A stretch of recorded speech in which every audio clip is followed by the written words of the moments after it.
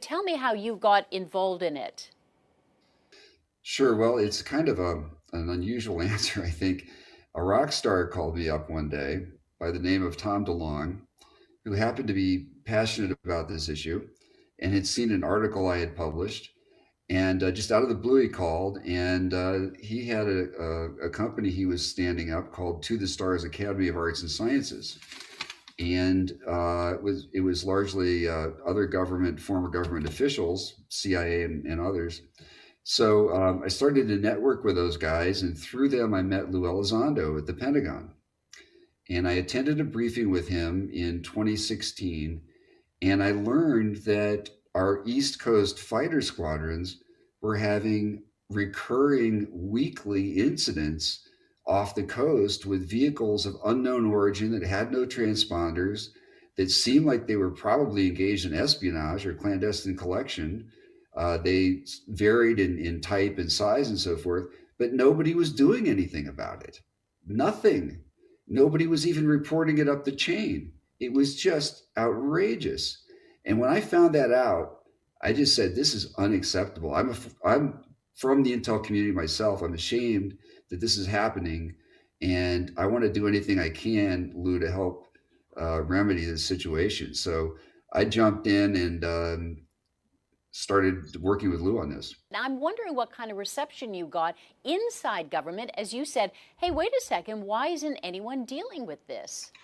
Yeah, it wasn't easy, and what enabled us to make progress. Let me say, initially we failed, by the way, inside the government. I had two friends, wonderful, bright, young former military guys who were direct reports to General Mattis himself, and they understood that this at that level this was real, but we still couldn't take it the next level to the secretary himself. There was so much concern about the exact stigma that you're talking about. There was concern that even by taking a briefing on the topic, if that was revealed, it could damage him politically. So they wanted to just, shunt it off, put it in the back in the corner somewhere, which wasn't going to do anything. And Lou and I talked about it extensively, and he made the very difficult and fairly profound decision to resign over this issue, provide a resignation letter to the Secretary of Defense explaining why he was resigning, what this problem was, and then he started working with me to help get it into the papers, into the New York Times, and in front of Congress. And you were quite concerned not only for the pilots who are witnessing this, my understanding is, on a daily, sometimes daily basis, but you see this as a threat, these things out there. Well, we're clearly vulnerable, and it's very disturbing. And let me uh, try to explain this a little bit, because some people have accused me of trying to, create some justification for increased military spending or something. This is a combination. What I discovered at the time was something of a mix between Pearl Harbor and 9/11. In Pearl Harbor, we had a radar established. They saw the incoming Japanese aircraft, but they were unable to get a warning up the chain. They didn't pass the information along. They didn't know what they were looking at, and they just didn't bother. In 9/11, we had a situation where FBI and CIA weren't talking to each other. Well, that is going on in spades also in this situation. And one might have thought we would have learned those lessons, and yet this is still happening. So it doesn't mean there's an imminent threat. It doesn't mean that, we need to have our hair on fire, overreact. But clearly, if somebody's in your house, in your bedroom, walking around, you want to know who it is, right? You want to identify them. It's just a prudent thing to do. So you see this as a national security issue. Absolutely. Absolutely. I don't know. I mean, how could we look at it? How could it not be when you've got vehicles that are routinely penetrating restricted military airspace, and we seem unable to engage them effectively? We have no idea where they're coming from or what their capabilities are or what their intent is. So it's not a threat in the sense of we know somebody intends to do us harm or seeks to exploit it. You might call it a vulnerability, a strategic vulnerability. And that is something we have to evaluate, because we've got a tremendous chink in our armor, it appears. What happened in Saudi Arabia recently, where they lost half their oil refining capability as a result of a drone strike from some rebels in Yemen. If that heavily defended airspace with one of the largest military budgets in the world, if they could suffer that much damage from a rebel group, if this turns out to be, say, the Chinese, and we get into a conflict in Taiwan or the South China Sea, it could be devastating. How do you think things have changed? And I'm thinking way back, in the 40s and the 50s, and people were talking about little green men and attack from Mars and that kind of thing. It seems to me, but now that the government is taking this seriously, that it's almost gone mainstream in a sense. Well, the fact that the government has acknowledged that this is happening was an incredible breakthrough in terms of alleviating a lot of the stigma. So once the government formally and officially and publicly says, this is real, that's happening, that gets people's attention, and that does impart a lot of credibility that didn't exist before. So that was a huge change, and they were compelled to do that because when Congress, when we got the attention of some of the oversight committees and they started asking for briefings, that had to go up the chain, and the Navy and Defense Department couldn't tell the senators one thing and the public something else. So they sort of had to acknowledge this and come clean on this. This report coming out in a month or so, or maybe it's delayed. What do you want to see in that report? What do you want acknowledged, I guess, in that report when it comes out? Well, the committee has put forward a number of very pertinent questions, and if they just answer the questions that are asked, it should be a very important and significant report. So they've been asked to review all the classified information, assess it, determine if there's reason, how much reason there is to be concerned. Is there a threat? They want to know who is in charge of this issue within the government, what the process is going to be going forward for pooling the information from all the different agencies and military services that have information in separate stovepipes. They want to know if there's evidence of technology that is more advanced than anything in our inventory. So I think if they take on those questions, just answer the mail, that will be very significant and a big step forward.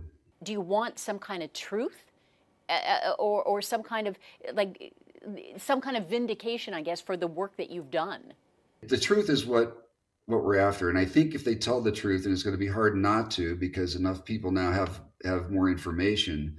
I think unlike Project Blue Book in 1970, they're going to have to acknowledge that there is something there we need to be concerned about from a national security standpoint, and that we're observing, in some cases, vehicles that demonstrate capabilities beyond anything we possess. If they're really candid, they'll have to go so far as to say, we don't even understand how you could build something that would do that. We don't even understand the science behind it. Not like somebody's a couple generations of fighter aircraft ahead of us. I mean, this is a whole difference of kind, not degree. So I think that report, given the knowledge that is disseminated now, they're not going to be able to entirely duck this. And I think it's going to start to change people's thinking a little bit. Why do you think they want to monitor U.S. military forces? Well, probably largely for the same reason we do, to understand what threat we could pose to them.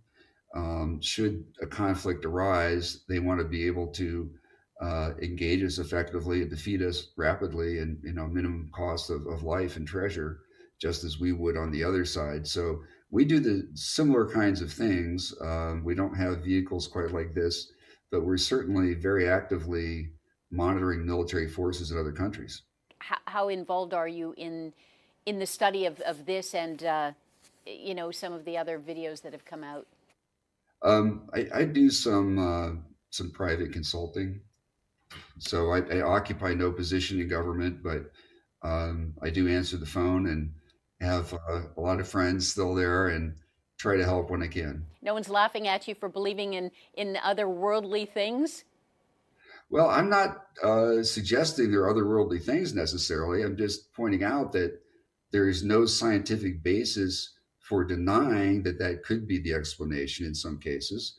And moreover, it's hard to think of a better hypothesis in some cases. What other explanation accounts for a vehicle that can fly all day, drop from space to sea level at hypersonic speeds, then hover, then shoot off again at hypersonic speeds with a low radar cross section, with no combustion technology, no air intake, no wings, no visible means of propulsion, no control surfaces.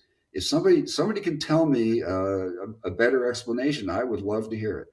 Would I call you a believer in UFOs? But yes, I do undoubtedly believe that we see things that are unidentified. What's concerning is they're swarming some of our warships. They're hovering in places where we're doing workups for operations and training and deployment. They're not going to the scenic places, it seems. So what they are is the big question, of course, and I don't claim to know. And I think we're going to find it's probably more than one operator behind this, because we're seeing some very different and distinct kinds of aircraft, kinds of vehicles. Why do you think they're here? Why do you think this is happening? Well, it appears, perhaps not surprisingly, that we know a lot of potential adversaries are interested in our military capabilities. We're the big guy on the block, and countries like Russia and China want to keep a very close tab on what we have and what we do and how we do it. What it seems to me is that somebody is conducting clandestine reconnaissance, and although in some cases, curiously, they've become more bold. And recently, in some of these cases, say in 2019, it's clear they wanted to be observed, and it seemed they were trying to provoke us to test our air defense capabilities, see how we react, what frequencies we emit on, all that kind of thing. So it's gotten a little more bold, a little more aggressive, a little more concerning. So do you think it's China and Russia, or do you think it's otherworldly? I really am reluctant to speculate, in part because it can paralyze the process. If we just don't have the data to answer the question. Speculation is easy. What we really need is more data. And unfortunately, the second you start talking about anything off world, a lot of people just shut down. The conversation's over. Do you know of anything specifically that has happened in Canada? Oh, sure. There's lots of incidents where NORAD has had. I interviewed a colonel from NORAD on the Unidentified television show, and he talked about a high flying UAP that came down from the Arctic, crossed Canada, and we were scrambling everything we could in the air to intercept this thing, and we're unable to intercept it. And it went out over Florida and Cuba and disappeared.